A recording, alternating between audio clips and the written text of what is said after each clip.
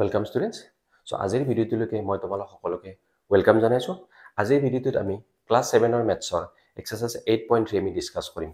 এই ভিডিঅ'টোত আমি বিশেষকৈ লাভ লোকসানৰ অংকখিনি আমি গোটেইখিনি আমি সমাধান কৰিম। গতিকে ভিডিঅ'টো স্কিপ নকৰাকৈ প্ৰথমৰ পৰা শেষলৈকে ভালদৰে মন দি চাবা। নিশ্চয় তোমালোকে গোটেইখিনি কথা ভালদৰে আয়ত্ত কৰিব পাৰিবা। আৰু যদি ভিডিঅ'বিলাক ভাল লাগে তেতিয়ালে চেনেলটো সাবস্ক্ৰাইব কৰিবা, শেয়াৰ কৰিবা আৰু ভিডিঅ'বিলাক লাইক কৰিবা। ঠিক আছে? সো এতিয়া আমি আৰম্ভ কৰিম। ফাৰ্স্ট কোৱেশ্চনটো মই ৰিড কৰিছো। ইয়াতে আছে এটা বল 300 টকাত কিনি 400 টকাত বেচিলে। তাৰ মানে এই যেটো লেনদেন শব্দ কৈছে তাৰ মিনিংটো কি বুজাইছে? কিনা আৰু বেচা। হয় না নহয়? কিনা বেচাকে আমি লেনদেন বুলি কওঁ। এটা চোৱা এই লেনদেনবোৰত বা কিনা বেচাবোৰত আমাৰ লাভ হৈছে নে লোকসান হৈছে আমি হেতু উলিয়াব লাগে। First thing.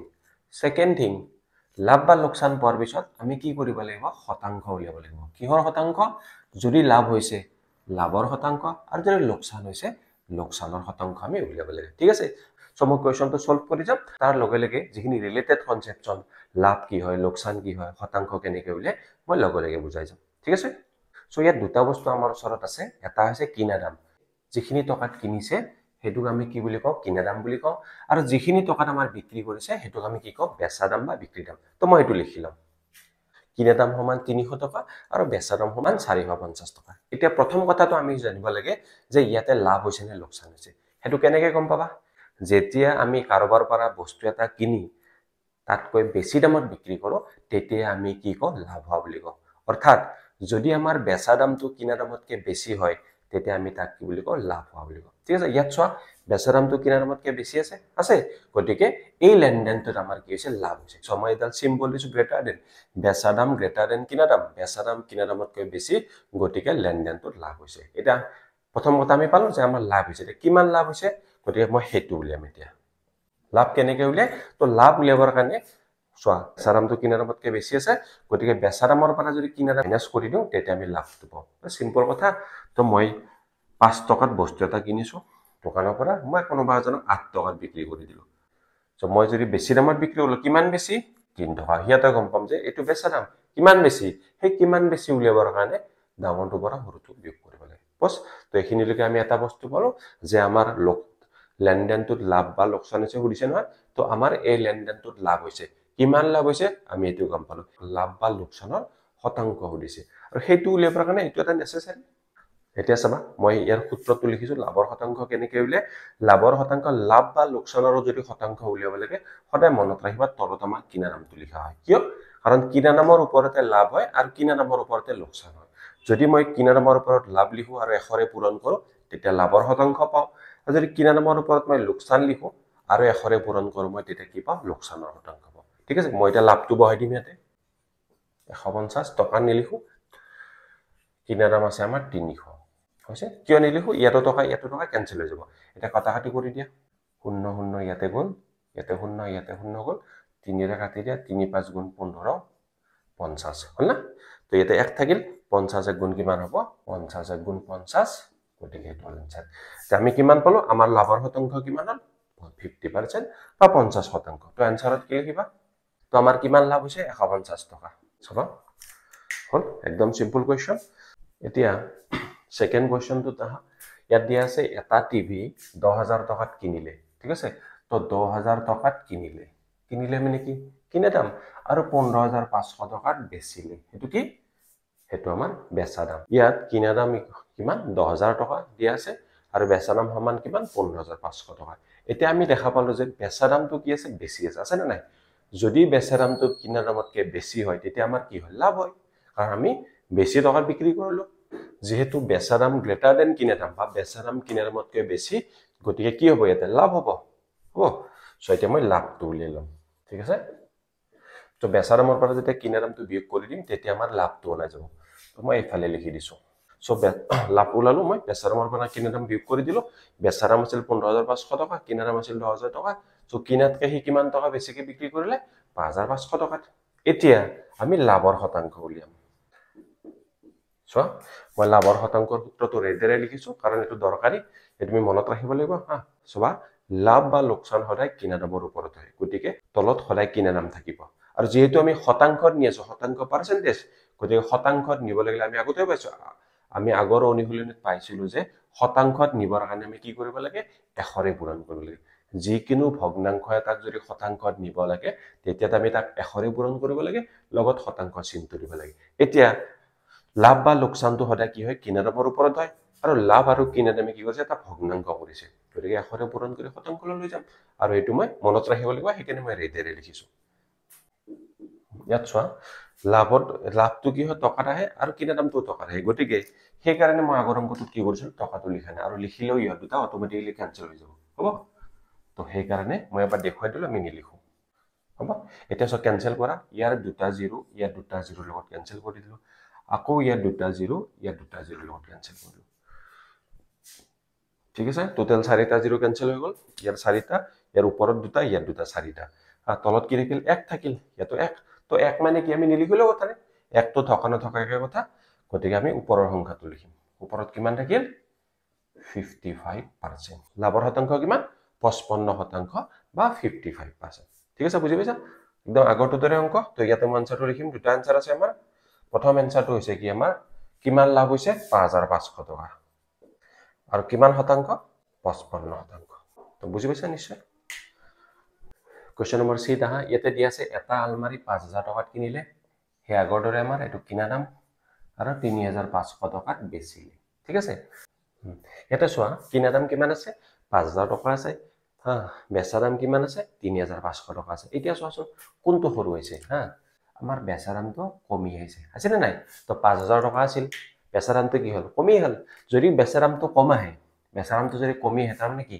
তো আমি বেছি টকাত কিনিছিল 5000 আমি কম টকাত বিক্রি কৰি দিলো 3500 গতিকে আমাৰ কি হ'ব লাভ নে লোকসান আমাৰ লোকসান হ'ব আচ্ছা এবাৰ কোনটো ডাঙৰ হৈ গল কিনা দামটো ডাঙৰ হৈ গল আমি কম টকাত বেচিলো যেটো কিনা দামটো ডাঙৰ মানে আমি বেছি পইচাত কিনিলো গতিকে কম পইচাত বেচিলো গতিকে আমাৰ কি হ'ল লোকসান হ'ল হা আগৰ দৰে গতিকে আমি লোকসানটো উলিয়াম লোকসানটো কেনেকৈ উলিয়াম ডাঙৰ কোনটো কিনা দামটো ডাঙৰ গতিকে আমি কিনা দামৰ পৰা মাইনাস কৰিম হৈছে আচ্ছা যেটো ডাঙৰ হেতুৰ পৰা বিয়োগ কৰা হয় লাভৰ ক্ষেত্ৰত কি হয় বেচা দাম বেছি থাকে গতিকে বেচা দামৰ পৰা বিয়োগ হয় ইয়াত কিনা দাম ডাঙৰ গতিকে কিনা দামৰ পৰা বেচা দাম বিয়োগ হ'ব সো কিনা দাম 5000 আছিল বেচা দাম 3500 তো বিয়োগ কৰি দিলো আমি কিমান পালো 1500 টকা এতিয়া লোকসানৰ শতাংশ প্ৰথম কথা লোকসান কিহৰ ওপৰত হয় মই আগতেও কৈছো লাভ বা লোকসান সদায় কিনা দামৰ ওপৰত হয় গতিকে যেতিয়া শতাংশ উলিয়াবা সেই লোকসানটো বা লাভটো সদায় ওপৰত থাকিব কিনা দামটো তলত থাকিব আৰু যদি আমি শতাংশ উলিয়াইছো মানে সদায় শতাংশ উলিয়ালে আমি কি কৰিব লাগে আমি 100ৰে পূৰণ ইয়াতে এটা শূন্য এটো গল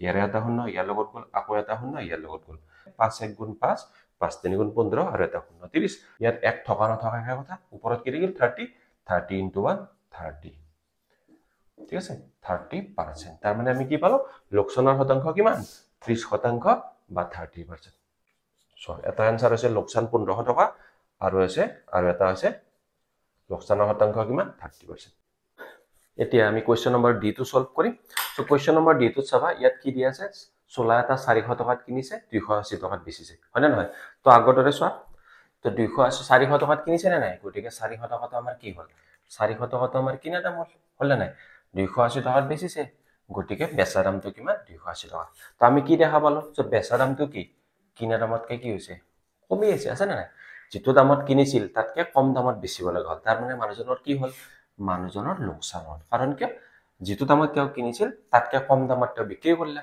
এটা চা কিমান লোকসান হ'ল আমি কেনেকৈ উলিয়াম তেওঁ কিমান দামত কিনিছিল 400 টকা কিমান দামত বেচিলে 280 টকা গতিকে চোৱা বিয়োগ কৰি দিয়া হল তেওঁ 400 টকাত কিনিছিল 280 টকাত বেচিলে তাৰ মানে যদি মই 400 ৰ পৰা 280 টো বিয়োগ কৰি দিও তেতিয়া মই কিমান পাম 120 টকা তাৰ মানে তেওঁৰ 120 টকা লোকসান হ'ল তাৰ মানে তেওঁ যিমান দামত কিনিছিল তাতকৈ 120 টকা কমত তেওঁ কি কৰিলে বিক্ৰী কৰিব লগা হ'ল ঠিক আছে সেই কাৰণে আমি কি পালো ইয়াতে কিনা দামটো চোৱা এটোই মেইন আমাৰ হেৰি যদি কিনা দামটো বেছি থাকে তাৰ মানে বেচা দামটো যদি কমি যায় কমি গলে তেওঁৰ লোকসান হৈ যায় কিমান কমি গল হেতু হ'ব লোকসানৰ পৰিমাণ কিমান কমি গল 400 আনিছিল 280 বিক্ৰী কৰিলে গতিকে বিয়োগ কৰি দিলে 120 টকা পাব তাৰ মানে 120 টকা তেওঁৰ কমি গল হ'ব এইখিনি বুজি পালা এটা আগৰ দৰে লোকসানৰ শতাংশ উলিয়াব লাগে লাভ বা লোকসানৰ শতাংশ উলিয়াবৰ কাৰণে যদি লাভৰ শতাংশ উলিয়াও লাভটো ওপৰত লোকসানৰ শতাংশ উলিয়াও লোকসানটো ওপৰত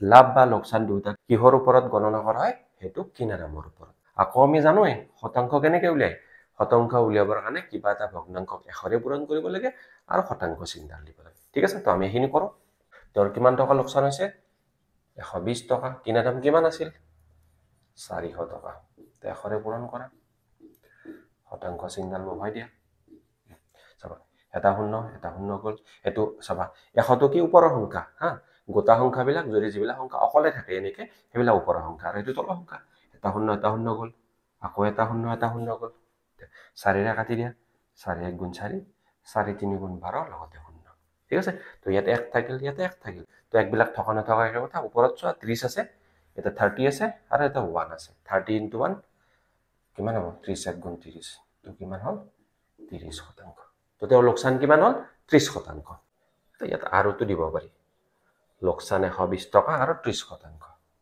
চাবা তো এইখিনিলৈকে আমি 1 ৰ যিকিটা এৰ পৰা ডি লৈকে 4টা কোৱেশ্চন আছিল এই 4টা কোৱেশ্চন আমি সলভ কৰিলো নিশ্চয় তোমালোকে ভালদৰে বুজি পাইছা ঠিক আছে এবাৰ আমাক কি দিয়া নাই লাভ বা লোকচান দিয়া নাই এবাৰ কি দিছে বেলেগ কি দিছে বেলেগ এটা অংক দিছে কি দিছে যে এটা অঞ্চলৰ জনসংখ্যা 45,000 ৰ পৰা 42,000 লৈকে কি পালে হ্ৰাস পোৱা মানে কি হ্ৰাস পোৱা মানে কি কমি যোৱা তো কিমান আছিল আৰম্ভণিতে তো আৰম্ভণিতে আমাৰ জনসংখ্যা আছিল 45,000 পিছত কিমান হ'ল কমি যায় পেলাই 42,000 হৈ গ'ল ঠিক আছে হ্ৰাসৰ শতকৰা হাৰ উলিয়া চোৱা আৰম্ভণিতে জনসংখ্যা কিমান আছিল 45,000 পিছত কিমান জনসংখ্যা হ'ল পিছৰ জনসংখ্যা কিমান হ'ল পিছত জনসংখ্যা হ'ল আমাৰ 42,000 তো আমি কি দেখা পালো যে আমাক অলৰেডি কৈ দিছে যে আমাৰ হ্ৰাস হৈছে মানে কমি গৈছে এতিয়া আমি প্ৰথমতে উলিয়াম হ্ৰাসৰ পৰিমাণ কিমান বা কিমান কমি গ'ল ঠিক আছে হ্ৰাসৰ পৰিমাণ মানে কিমান কমি গ'ল চাবা কিমানৰ পৰা তো 45,000 আছিল প্ৰথমতে 42,000 বিয়োগ কৰা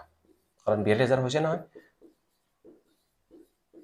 চোৱা 45,000 আছিল 45,000 ৰ পৰা 42,000 লৈকে নামি আহিল তো কিমান কমি গ'ল তো আমি কিমান হ্ৰাস হৈ গ'ল 3,000 ঠিক আছে এতিয়া আমাক লাগে শতকৰা হ্ৰাস গতিকে হ্ৰাসৰ তো আমি গম পালো যে আমাৰ কমিল 3,000 এতিয়া আমাক কৈছে হ্ৰাসৰ শতকৰা হাৰ লাগে শতকৰা হাৰটো উলিয়াবৰ কাৰণে সদায় আমি কি কৰিব লাগে প্ৰথমতে আমি তলত লিখিব লাগে মূল পৰিমাণ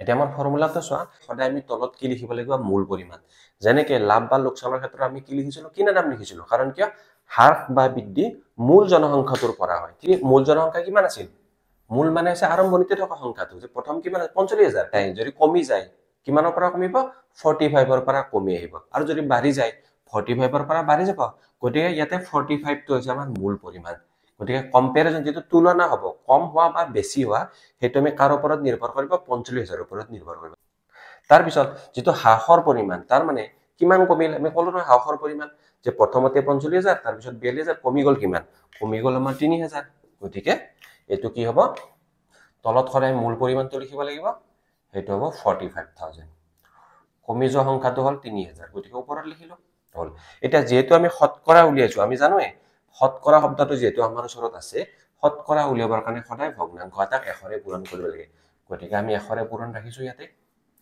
আৰু শতকৰা সাইনটো দিব লাগে হৈ গ'ল ঠিক আছে এটা কাটি দিয়া 0 এটা 0 গ'ল আকৌ এটা 0 গ'ল থাৰ্ড 0 গুছি গ'ল হা 3 ৰে কাটা 3 1 গুণ 3 3 15 গুণ 45 ঠিক আছে বল এফালে চোৱা এটো ওপৰৰ সংখ্যা হা গোটা সংখ্যাবিলাক পূৰ্ণ সংখ্যাবিলাক সদায় ওপৰত থাকে লব বুলি ধৰা হয় আৰু এটো হৰ 5 ৰে কাটি দিয়া 5 3 গুণ 15 5 2 গুণ 20 তো আমি কিমান পালো ইয়াতে লিখিম মই 20/3% ঠিক আছে এটা 20/3 বা 3 ভাগৰ 20 এটো কি অপ্ৰকৃত ভগ্নাংশ তো ইয়াক আমি মিশ্ৰ ভগ্নাংশলে পৰিৱৰ্তন কৰিব পাৰো 3 6 গুণ 18 হয় নহয় বাকি কিমান ৰল 2 গতিকে 3 6 গুণ 18 কেইবাৰ গ'ল 6 বাৰ গ'ল গতিকে আৰু হেতু হ'ব 6 সমস্ত 3 ৰে হৰণ কৰিছিলো 2 বাকি ৰৈছে 6 সমস্ত 3 ভাগৰ 2% বা শতাংশ আনসাৰটো আমাৰ হ'ব 6 সমস্ত 3 ভাগৰ 2% এটো কি হৈছে হ্ৰাসৰ শতকৰা ঠিক আছে তো বুজিছা নিশ্চয় কোৱেশ্চন নম্বৰ 3 টো লৈকে আহা ইয়াতে দিয়া আছে এবাৰ লাভ লোকচানৰ অংক দিছে এখন কিতাপ 250 টকাত কিনি ঠিক আছে তাৰমানে এটো কি কিনিছে মানে কিনা দাম 190 টকাত বিক্ৰী কৰিলে তো এটো কি হ'ল বেচা দাম 250 টকাত কিনিছে 190 টকাত বিক্ৰী কৰিলে তেওঁৰ লাভ বা লোকচানৰ কি লাগিব শতকৰা হাৰ লাগিব চাৰিটা বস্তুত মই মাৰ্ক কৰিছো তো প্ৰথমতে আমি লিখি লম আমাক কি দি আছে কিতাপখন আমাৰ কিনিছে 250 টকাত গতিকে কিনা দাম কিমান হ'ল 250 টকা কিমান টকাত বিক্ৰী কৰিলে 190 টকাত চোৱা ইয়াৰ পৰা আমি দেখা পাওঁ যে যিটো বিক্ৰী দাম আছে না নাই যিটো বেচা দাম কি আছে বেচা দামটো আমাৰ কম আছে না নাই তো 250 টকাত কিনলো 190 টকাত বেচিলো মানে বেচা দামটো কমি গ'ল যেহেতু বেচা দামটো কমিয়াত চোৱা কোনটো বেছি কিনা দামটো বেছি তাৰ মানে আমাৰ কি হ'ল লোকসান হ'ল লোকসানৰ ক্ষেত্ৰত কিনা দাম বেছি গতিকে কিনা দামৰ পৰা বেচা দাম বিয়োগ কৰা হয় লাভৰ ক্ষেত্ৰত বেচা দাম বেছি গতিকে বেচা দামৰ পৰা কিনা দাম বিয়োগ কৰা হয় এটা ফৰ্মুলা হয় তো আমি পালো 60 টকা লোকসান হ'ল এটা কি লাগে লোকসানৰ লাভ বা লোকসানৰ শতকৰা হাৰ যেটো লোকসান পালো গতিকে লোকসানৰ শতকৰা হাৰ লাগিব আমাক চোৱা ফৰ্মুলাটো মই লিখিছো আকৌ লাভ বা লোকসান হলে কিনা দামৰ ওপৰত নিৰ্ভৰ কৰে গতিকে লোকসান উলিয়াব লাগিলে কিনা দামৰ ওপৰত লোকসান হ'ব আৰু লাভ উলিয়াব লাগিলে কিনা দামৰ ওপৰত লাভ হ'ব আৰু যেহেতু আমি শতকৰা কৰি আছো শতকৰা মানে কি পাৰ্চেন্টেজ গতিকে শতকৰালৈ নিবৰ কাৰণে সদায় 100 ৰে পূৰণ কৰিব লাগে আৰু পাৰ্চেন্টেজ সাইনটো দিব লাগে তো এতিয়া আমি লিখো লোকসান আমাৰ কিমান হৈছে গোটেই লেনদেনটোৰ আমাৰ কিমান লোকসান হৈছে 60 টকা লোকসান হৈছে আৰু কিনা দাম কিমান আছিল 250 টকা লিখিলো 100 দিয়া শূন্যবিলাক চোৱা এইটো শূন্য ইয়াৰ লগত গ'ল এইটো তলৰ এইটো ওপৰৰ ঠিক তেনেকৈ এইটো ওপৰৰ সংখ্যা হয় নে নহয় গতিকে আমি এটা কাম কৰোঁ এইটো ওপৰৰ সংখ্যা এইটো তলৰ সংখ্যা 5 ৰে 25 কাটা 5 5 গুণ 25 5 2 গুণ 10 5 শূন্য গুণ আকৌ 5 ৰে কাটা 5 1 গুণ 5 5 4 গুণ 20 তো কিমান থাকিল তলত 1 আছে 1 থকা নথকা একে কথা ইয়াত চোৱা 6 আছে ইয়াতে 4 আছে মাজত কি আছে পূৰণ চিহ্ন আছে তো 6 4 গুণ কিমান হ'ব 24% ঠিক আছে গতিকে লোকসান কিমান হ'ল আমাৰ লোকসানৰ শতকৰা হাৰ কিমান 24% তো আমি আনসাৰ লিখিম 24% হ'ব ক্লিয়াৰ